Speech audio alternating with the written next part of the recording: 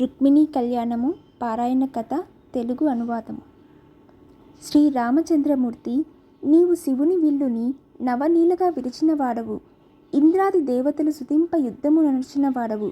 కాకుత్స వంశభూషణుడువు. తెల్లని కీర్తి అధికముగా గొన్నవాడవు. ఓ పరీక్షిన్న మహారాజా, బలరామునకు రేవతుడను రాజు కుమార్తెకు రేవతిని ఇచ్చి పెళ్లి చేసెను. ఈ సంగతి నీవు ముందే విన్నావు కదా. బలరాముడు రేవతిని పెండ్లియాడిన తరువాత తొల్లిటి కాలమున గరుత్మంతుడు దేవేంద్రుని జయించి అమృత కలశము చేసుకున్నట్లు కృష్ణుడు శిశుపాలుని అతని వైపు ఉన్న యుద్ధమును నర్చి సాల్వుడు మున్నగు రాజులను గెలిచి గుణవంతురాలకు రూపవతి అను లక్ష్మీదేవి వంశమున పుట్టినది బాలికారత్నమును భీష్మక మహారాజు కుమార్తె అయిన రుక్మిణిని పెండ్లాడెను. ఎన్నిసార్లు వినినను కొత్తగానే తోచినవి. మంగళప్రదములైన విష్ణువు గూర్చిన కథలు వినుచు వికారదూరుడగు ఏ నిర్మలను మాత్రము ఇంక చాలులే అనను. ముఖ్యముగా నాకు రుక్మిణీ కళ్యాణ ఘట్టము వినవలని ఉన్నది. శుభము రేపడినట్టుగా ఓ సుఖమహర్షి, విష్ణుగాథ అయిన రుక్మిణీ కళ్యాణాన్ని వినిపించండి. విష్ణు కథలు వినుటకింపుగాను పండితులను గూడపెట్టు సంతోషంగాను ఉండి పెక్కు జన్మలందు చేసిన పాపములు రూపుమాపి మంగళము కలిగించును అని రాజు అడిగిన శుకుడు ఇలా అన్నాడు. ఓ పరీక్షిన్న మహారాజా, కుండిన నగరము రాజధానిగా విదర్భదేశమును భీష్మకుండునను బలవంతుడైన రాజు ఏలుచుండెను. అతనికి కొడుకులు 5 ఉన్నారు. వారిలో పెద్దవాడు రుక్మి అనువాడు. అతడు చాలా పూజ్యుడు. ఆడుబిడ్డ ఒక్కతియే. ఆమె పేరు రుక్మిణి. అందరికంటే చిన్నది. చంద్రరేఖాలంకృతమై బడమర దిశ ప్రకాశించు పగది రుక్మిణి జన్మించి దినదిన ప్రవర్తమాన యగుచుండ భీష్మకుని ఇల్లు మిగుల తేజోవంతమై మొప్పెను. రుక్మిణి ఇంకను ప్రతిరోజునకు వృద్ధి చెందుతూ ఉన్నది. తన ఈడు పిల్లలతో కలిసి బొమ్మల పెండిళ్ళు చేయుచున్నది. ఒక మారు తాను వియ్యంపురాలై గౌరవింపబడుచుండెను. వేరొక మారు తన ఈడు బాలికలను వియ్యంపురాలుగా చేసి గౌరవించెను. ఆ పెండిళ్లకు చిన్న చిన్న పాత్రలతో పదార్థములు వండించి చెలులకు పెట్టెను. రాజగృహమునకు దగ్గరగానున్న ఉద్యానవనమున పూలు చెట్లకు నీరు పోయిను. రత్నములతో కూడిన గట్టి మేడలందు విలాసంగా బంగారు తూగుటుయ్యలు ఊగును. తోటి బాలికలతో బంతులాడును. గోరు వంకలకును చిలకలకు బలుకులు నేర్పును. నెమళ్లకు నాట్యమును రాజహంసల వయ్యారపు నడకలతో గడుపుచుండెను. అంతా కృష్ణుని కోరికతో పాటు రుక్మిణి శరీరము వృద్ధి చెందెను. అతని ఆనందముతోనే ఆమె ముఖకాంతియు హెచ్చెను. అతని తాపము పెరిగినట్లే రుక్మిణి స్తనద్వయము ఉబికెను. అతని ధైర్యముతోనే ఆమె నడుము సన్నగిల్లెను.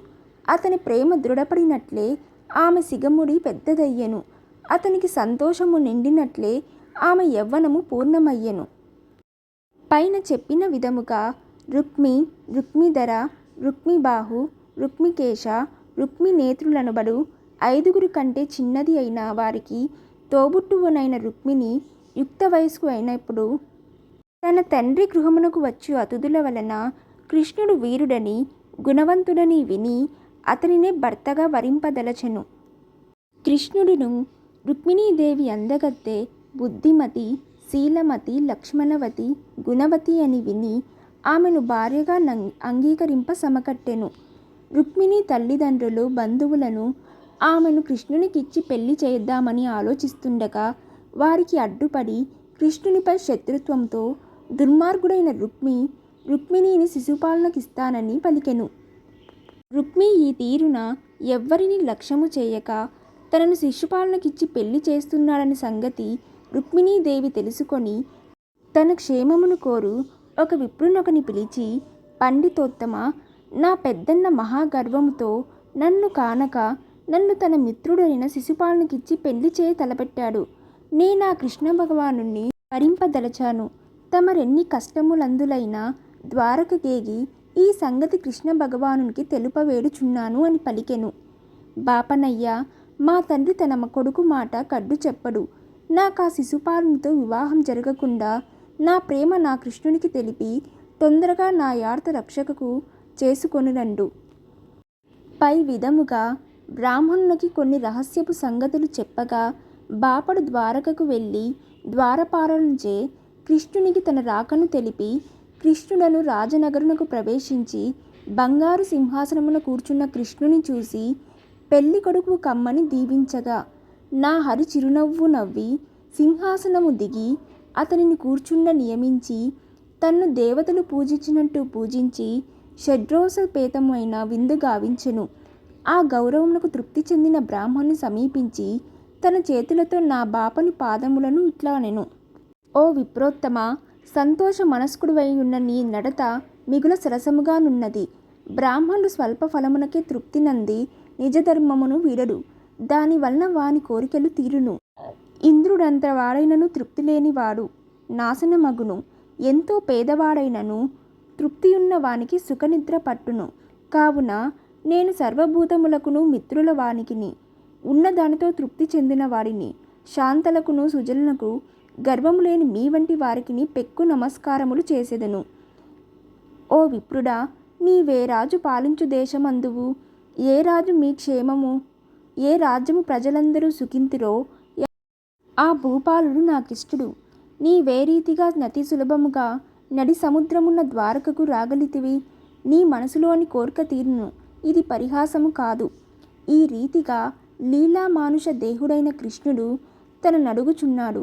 బాపడు, కృష్ణ, నేను విదర్భ దేశవాసుడను. మా ప్రభువు భీష్మకుండు. అతనికి రుక్మిణి అను కన్యారత్నము కలదు. నిన్న ఆమె వివాహమాడదలచి నీకొక వార్త పంపినది. చెప్పుచుంటిని వినండి అనెను. ఓ కృష్ణ, కంస విరోధి, నీవు దుష్ట శిక్షుడవు, శ్రీచిత్త చోరుడవు.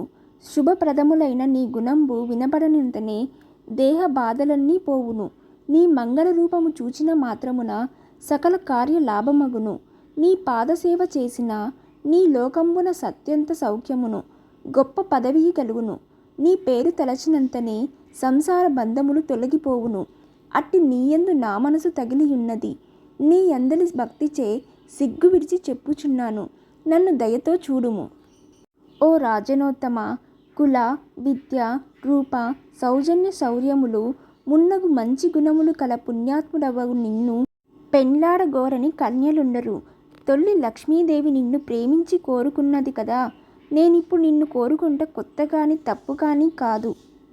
కృష్ణ, నీవు త్రిలోక సుందరుడవు, పురుషోత్తముడవు. నీ పాద పద్మములని ఎల్లప్పుడూ ధ్యానించుచున్న నన్ను సింహమనుమవదింపదగిన దానిని నక్క కోరుకున్నట్లు శిశుపాలుడు శీఘ్రంగా గైకుని పోవనున్నాడు. దుష్టులలో నతి దుష్టుడగు నాతను నీ గొప్పతనము కొంచెమైనను తెలుసుకోలేక గర్వితుడయ్యెను. నేను వెనకటి జన్మలందు హరిని గూర్చి వ్రతములను, దేవగురు బ్రాహ్మణ పూజలను, దాన ధర్మములను చేసియున్నచో నీ జన్మయందు నాకా కృష్ణ భగవానుడే భర్తయగును కాక. శిశుపాలాది నీచులు యుద్ధమున జయించబడుదురు కాక. ఓ కృష్ణ, నేనొకవేళ అంతఃపురమునుండగా నేనెట్లు తీసుకుపోవలెనని ఎట్ల దానికి సిద్ధపడినను? అచటి ద్వారపాలకులు నా చుట్టుపక్కలను చంపి తేవలేను కదా అని ఊహించకు. దానికొక ఉపాయము చెప్పుచుంటిని, ఆలించండి. పెండ్లికి ముందు పెండ్లి కూతురు పూర్వ బాహ్య ప్రదేశమునందున కాత్యాయనిని పూజింపబడుట మా పుట్టింటి ఆచారము. అట్లే నన్ను కూడా పంపించురు. నేను వచ్చుటను కనిపెట్టియుండి నన్ను తీసుకొని పొమ్ము. నా ప్రాణనాథ కృష్ణ, తొల్లి శివుని వలె పెద్దలు తమ యజ్ఞాన నివార్థమైన ఏ నీ పాదజలంబులు స్నానమాడ ఉందురో అట్టి నీకు నాయందు నన్ను తీసుకుపోయినచో 100 జన్మల వరకు నిన్నే ధ్యానించి పూజించును. ప్రాణములు విడుతునని నమ్మను. స్త్రీలు ప్రేమనే ప్రధానముగా వెంచి తాము వరించిన పతి లభిస్తాడని ఎట్టి సాహస కార్యములైనా చేయుటకు పూనుకుంటారు. కృష్ణ, నీ మాటను వినలేని చెవులను, నిన్ను చూసి ముచ్చటపడని కన్నులు, నీ పెదవి తేనెను కోలని నాలుక, నీ వనమాలిక వాసన చూడలేని ముక్కు, నీకు సేవ చేయని జన్మములు నిష్ప్రయోజనములు. ఈ విధముగా రుక్మిణీదేవి పంపించిన వార్తను కృష్ణునికి చెప్పి తామేమి తలచిరో కానియండని మరలా రుక్మిణి రూప సౌందర్యాతిశయములు వర్ణించుచున్నాడు. కృష్ణ, మా రుక్మిణి పాదములు చిగుళ్ళ కంటే మెత్తనివి, తొడలంటి కందంబలు కంటే బలమైనవి, చేతులు లేత ఎరుపు కాంతులు ఉండును, కంఠము శంఖమే యగును, నడుము ఉన్నదా లేదా అనునంత సన్నమైనది, పాలిండ్లు చూడ ముచ్చటగా ఉండును. నుదురు అర్ధచంద్రుని వలె ఉండును. శిరోజములు అతి వినీలమైనవి. దృష్టులు మన్మథ బాణములు. కనుబొమ్మలు మన్మధుని వింటి కోనలే. మాట అమృతములు మరిపించును. మొగము నిండు చంద్రుడున్నట్లు ఉంటుంది. కృష్ణ, ఆ రుక్మిణియు నీవును భార్యాభర్తలుగా ఉండుట అన్ని విధములా తగినవారు. తప్పక మీరిరువురు పెండ్లి చేసుకుని తీరును. కావున నీవు ఆలస్యం చేయక ఆమెను తీసుకొని పోవుటకు నీ పరివారముతో కూడా రమ్ము. శత్రువులను జయించి లోకములకు శుభశంకములు చేకూర్చుము. ఈ తీరుగా రుక్మిణి పంపిన సందేశమును ఆమె సౌందర్యాది గుణగణంబులను విని పిమ్మట ఆ బ్రాహ్మణు చెయ్యి పట్టుచు చిరునవ్వుతో కృష్ణుడు ఇలానెను. ఓ బ్రాహ్మణోత్తమ, రుక్మిణిపై నాకు అనురాగమధికము. అందుచే నాకు రాత్రులందు నిద్ర రాదు. రుక్మి నా యందు శత్రుత్వం వహించి ఈ వివాహమును అతడు చేయు విఘ్నమును నేనింతకు ముందే తెలిసి ఉంటిని. ఎండిన కర్రకి ఇంకొక గొర్రెను కాపాడించి నిప్పు పుట్టించిన వాళ్ళను శత్రువులను చంపి రుక్మిణిని తీసుకెళ్ళును. ఇప్పుడే తొందరగా విదర్భకు వచ్చి కుండినపురము సొచ్చి రుక్మిణిని తెచ్చెదను. శత్రువులు అడ్డు వచ్చినా వారిని తెగ నరుకుదును. కృష్ణుడు ఇట్లు రుక్మిణి పెండ్లి రోజుని బ్రాహ్మణుని అడిగి తెలుసుకొని దారుకుని రథముని ఏర్పాటు చేయమనను. వాడు వెంటనే శైబ్య, సుగ్రీవ, మేఘపుష్ప, వలాహకంబు అనే గుర్రములను రథమునికి ఏర్పరిచెను. కృష్ణుడు బ్రాహ్మణితో రథమెక్కి ఒక్క రాత్రిలోనే నానార్థక దేశాలను దాటి విదర్భకు చేరెను. ఇక్కడ ఇట్లుండగా కుండిన పట్టమున భీష్మకుడు కొడుకు మాట కడ్డు చెప్పలేక రుక్మిణిని శిశుపాలనకిచ్చి వివాహమునర్చు యత్నంలో ఉండెను. అప్పుడు భీష్మక మహారాజు సేవకులు కుండిన పట్టణమునందలి రాజసభా మండపములు, సందులు, రాజవీధులు, బజారు వీధులు మొదలగునవి ప్రదేశాలను శుభ్రపరిచి మంచి గంధము కలిపిన నీరు చల్లి కలువ పూల దండల తోరణములను కట్టి ఇంటి నిండా అలికి ముగ్గులు పెట్టి కర్పూరాది సుగంధ ద్రవ్యముల ధూపములు వేసిరి. స్త్రీ పురుషులు అందరూ విలువగల బట్టలు కట్టి పూలమాలను ధరించారు.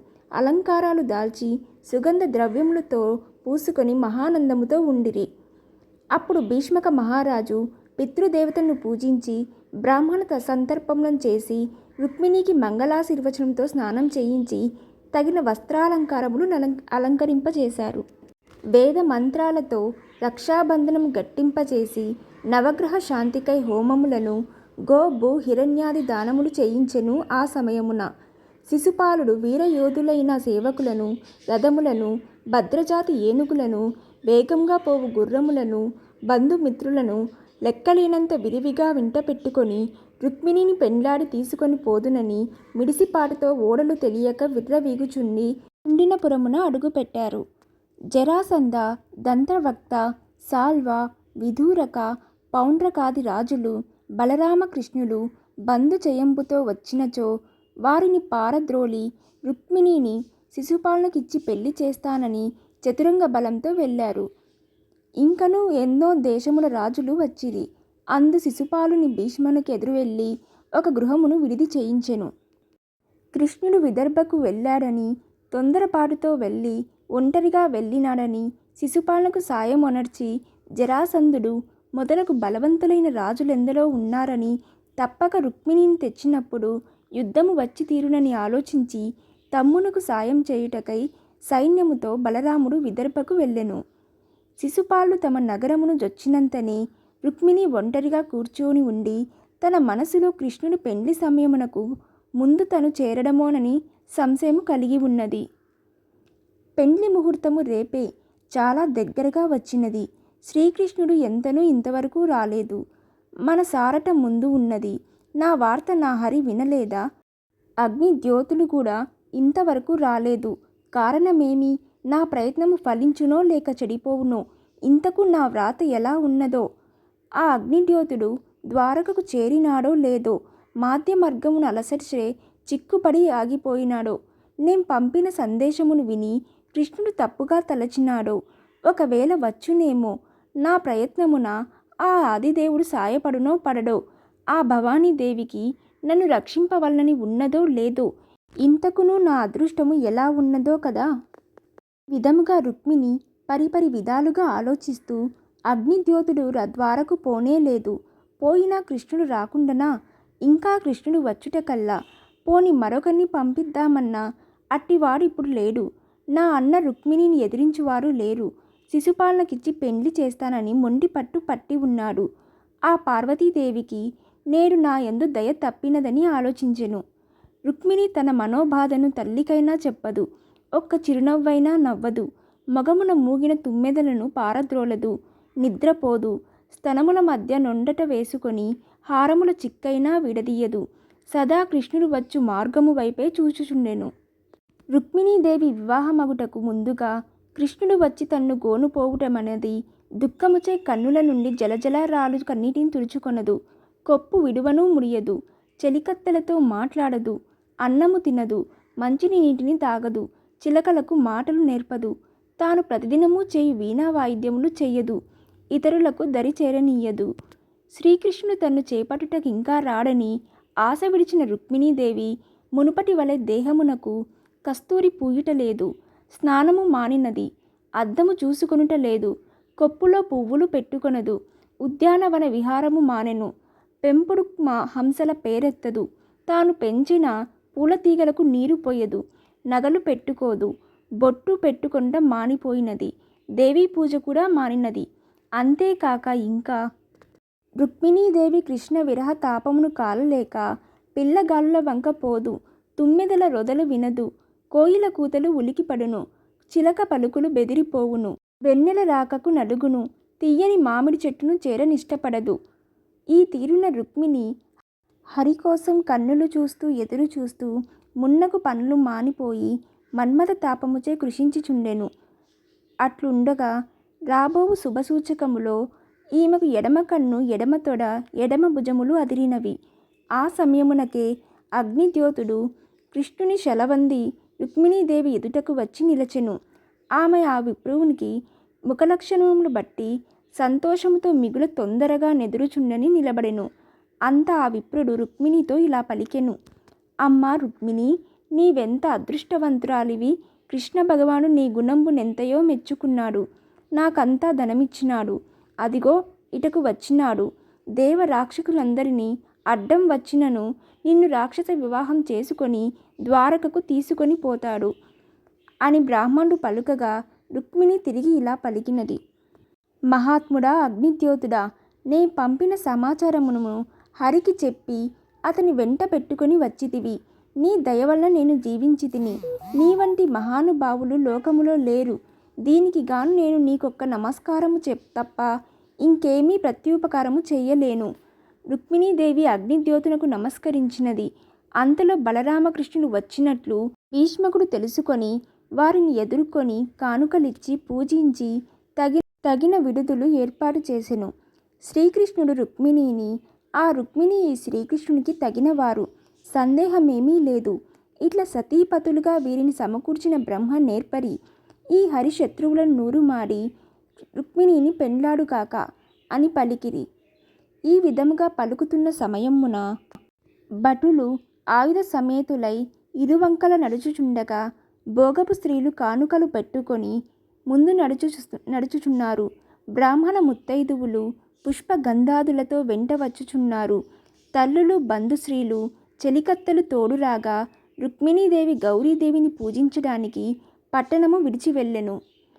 వంది మాగాదులు మొదలగు వారందరూ రాయువచ్చమున నలువంకలు వచ్చుచుండగా కృష్ణుని ధ్యానించుచు గౌరీదేవి ఆలయమునకు చేరి కాళ్ళు కడుక్కొని రుక్మిణీదేవి దేవీ గ్రహమును సమీపించగా ముత్తైదువుల విగ్రహమునకు అభిషేకము కావించి వస్త్రమాల్యాదులు అలంకరించి మంగళహారతులు ఇచ్చిరి.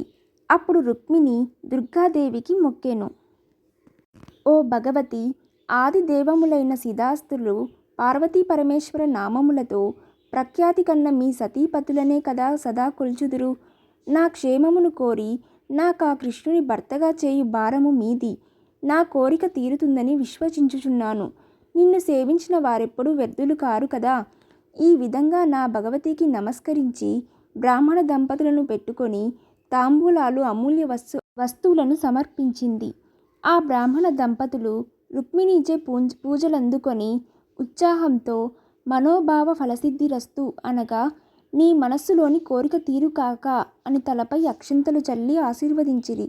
రుక్మిణి వారిని స్వీకరించి పార్వతీదేవికి మొక్కి ఇంటికి పోవు మరలెను. తుమ్మెదల వంటి ముంగురులు, చంద్రబింబము వంటి ముఖము, లేడి చూపులు, పగడపు పండు వంటి అదరము, అవ్యక్త మధురమైన కంఠము, ఎర్రని కాలేసులు, బలసిన స్తనములు, చక్కని పిరుదులు కలిగి సౌందర్యవతి అయిన సుకుమారియగు యవ్వనవతి అయిన రుక్మిణిని అక్కడున్న వారు చూసి నిశ్చేష్టులు అయిరి.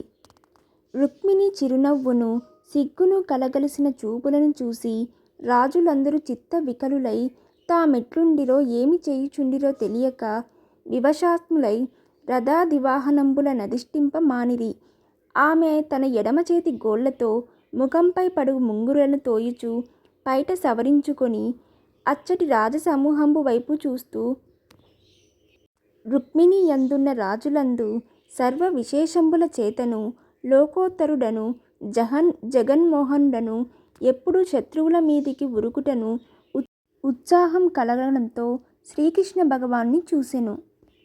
కృష్ణుని రూప వయోలావణ్యములకు, భాగ్య గంభీరమునకు, కాంతి పుంజములకు ఆనందించి మన్మథ బాణములకు గురి అయి రథమెక్కడానికి కోరుచున్న శ్రేష్టమైన పిరుదులు గల రుక్మిణి శత్రురాజ సమూహంబు చూస్తుండగానే గంధ సింధూరంబులు మెల్లని నడకతో వచ్చి పేరవంబుల నడిమి సింహము రీతి రాజగుంపులను లక్ష్యపెట్టక ఈసడించి రుక్మిణిని గ్రహించి తన రథముపై ఎక్కించుకొని భూమ్యాకాశం మధ్య భాగంబులు నిండినట్లుగా పాంచజన్యమును ఊదుతూ బలరాముడు తోడు రాగా యాదావాహిని పరివృతుడై గొల్ల సైన్యముతో చుట్టుకొని బడినవాడై జరాసంధునకు లోబడియున్న రాజులందరూ హరి పరాక్రమను చూసి ఓర్వలేక నీచ జంతువులు సింహముల కీర్తి పొందినట్లు గొల్లలు రుక్మిణిని తీసుకొని పోవుచుండిరి.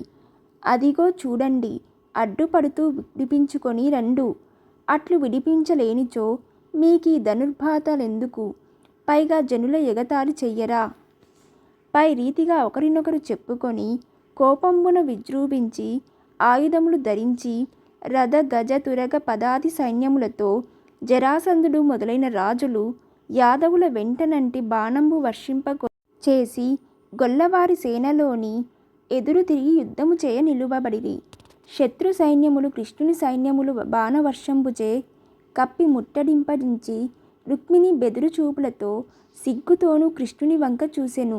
రుక్మిణి ఈ విధంగా చూడగా, ఓ లలనా, భయమెందుకు? అదిగో మా గొల్ల సైన్యము చొచ్చుకొని పోయి శత్రు సైన్యము నూరుమాడి పీచమాడి చెండాడి చంపును, పారద్రోలును, నీవు చూచెదవుగాక. శ్రీకృష్ణుని పరాక్రమను చూసి యుద్ధములో ఓడిన వాడై జరాసంధాదులు యుద్ధమున ఓడిన వారై ఒక తావున కలుసుకొని భార్యను పోగొట్టుకున్న వానిలే దుఃఖించుచున్న శిశుపాలుని చూసి శత్రువులను చిక్కగా బతికియుంటివి కదా అని ఊరడించిరి. శిశుపాల, శరీరమును జీవములున్నా బ్రతకవచ్చు, బ్రతికినచో ఎవరో ఒక భార్య దొరకపోదు, నీ వంటి వారు దుఃఖింపరాదు. ఓ శిశుపాల, జీవుడెప్పుడు స్వతంత్రుడు కాడు, యంత్రకాని చేతి బొమ్మవలే పరమేశ్వరుని ఇష్టమునకు లొంగియుండును. అప్పట్లో సుఖదుఖములు కలుగును. పూర్వము నేను 17 మార్లు మధురాపురంపైబడి కృష్ణునితో యుద్ధమునర్చి 17 మారు లోబడిపోయాను. తుదకు బలరాముని చేత చిక్కితిని. కృష్ణుడు నన్ను దయతలిచి విడిపించినాడు. అప్పుడు మరలా దండెత్తి విజయమును పొందినాను. ఇట్టి జయాపజయములు మనకు కొత్త కాదు. నేడు రేపు గెలుస్తాము. ఈనాడు మనము శిశువునితో కలిసి వచ్చి పోరాడినాము. అపజయము తప్పదు.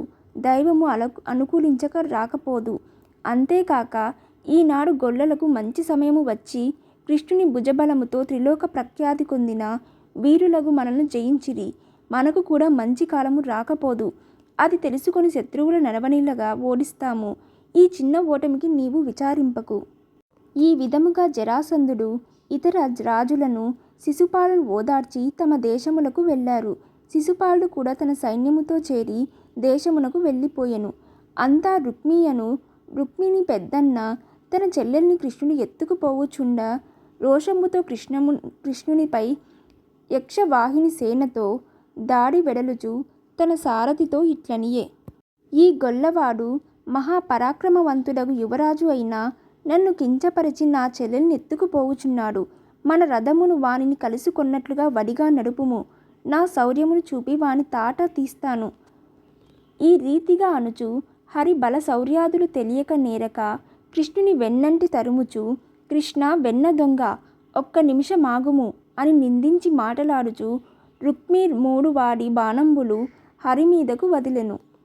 ఓ గొల్లవాడా, నీవు మా చెల్లిని కొనిపోవుట మాతో సమానుడవా? ఏ సామర్థ్యము నీకు లేదు, కులము లేదు, పుట్టి పెరిగిన చోట్లు లేవు, గౌరవము లేవు, మర్యాదలు తెలియవు. మాయతో కాని నిజరూపముతో శత్రువులను ఎదుర్కొనలేవు. మా చెల్లిని మాకిచ్చి వేయుము. ఇయ్యనిచో యుద్ధమందు దారుణ బాణములచే నిన్ను జయించి నీ గర్వమును అణిచెదను.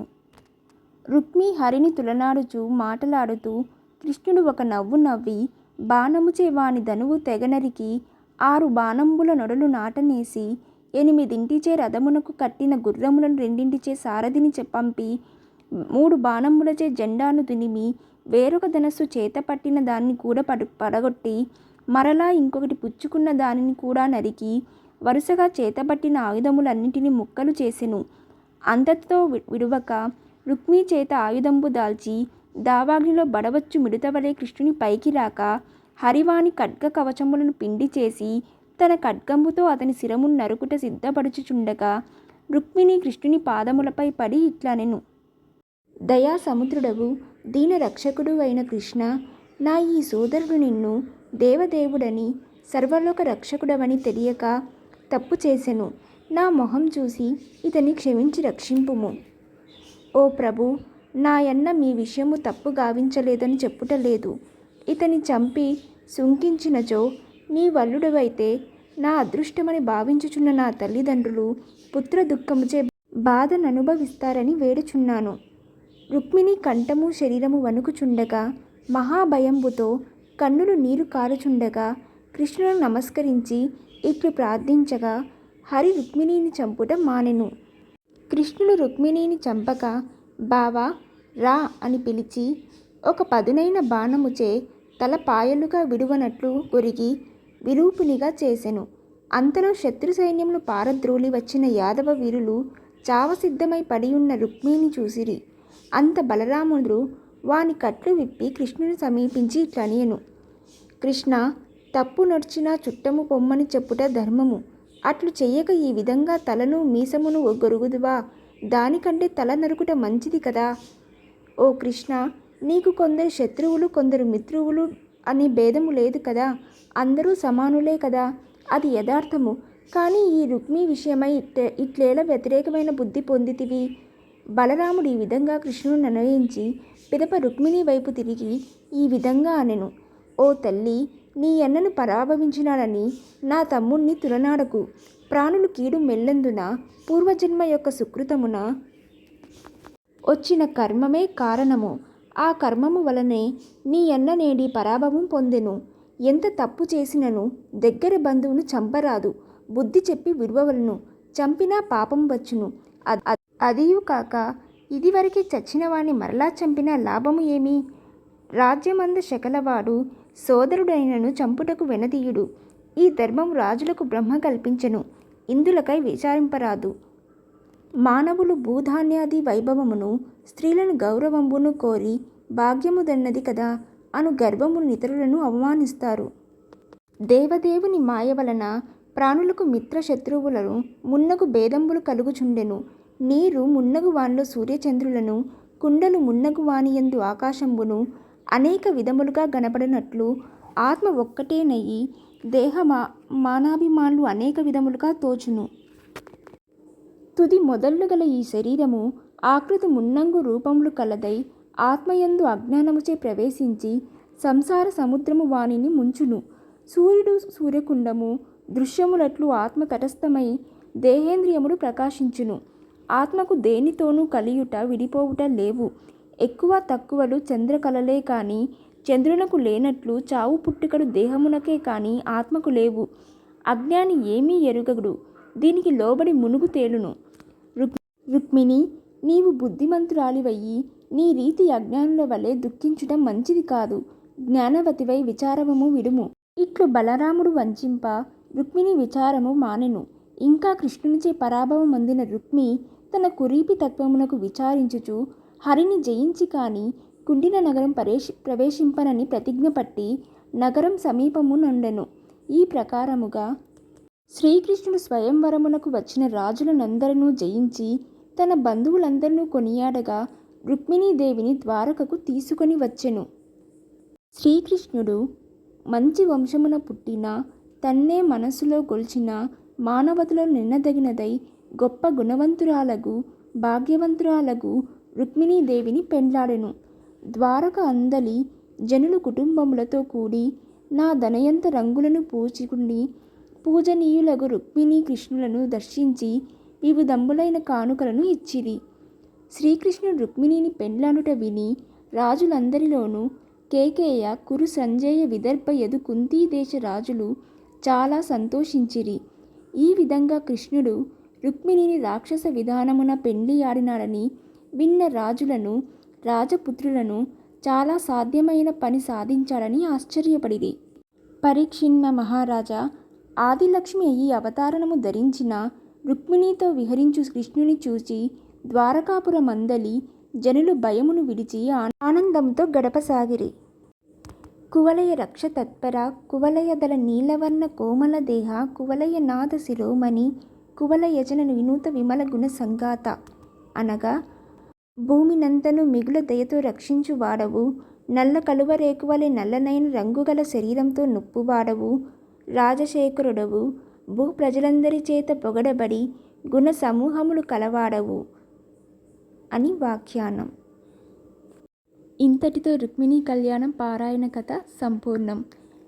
రుక్మిణీ కళ్యాణి పారాయణం చేసేవాళ్ళు గురువారం కానీ శనివారం కానీ పారాయణని ప్రారంభించవచ్చు. రుక్మిణీ కళ్యాణ రేఖ పారాయణం చేయడం వల్ల వివాహం కాని వారికి మంచి భర్త లేదా భార్య, కోరుకున్న వరుడు ఖచ్చితంగా లభిస్తాడు. ఈ రుక్మిణీ కళ్యాణ పారాయణము పద్యాలతో కూడా అనువాదం ఉంది. కాకపోతే పద్యాలు చదవలేని వారు తెలుగు అనువాదాన్ని తప్పకుండా వినండి. మీకు కనుక ఈ వీడియో నచ్చినట్లయితే ప్లీజ్ లైక్ చేయండి, కామెంట్ చేయండి, షేర్ చేయండి అండ్ సబ్స్క్రైబ్ చేయడం మర్చిపోవద్దు.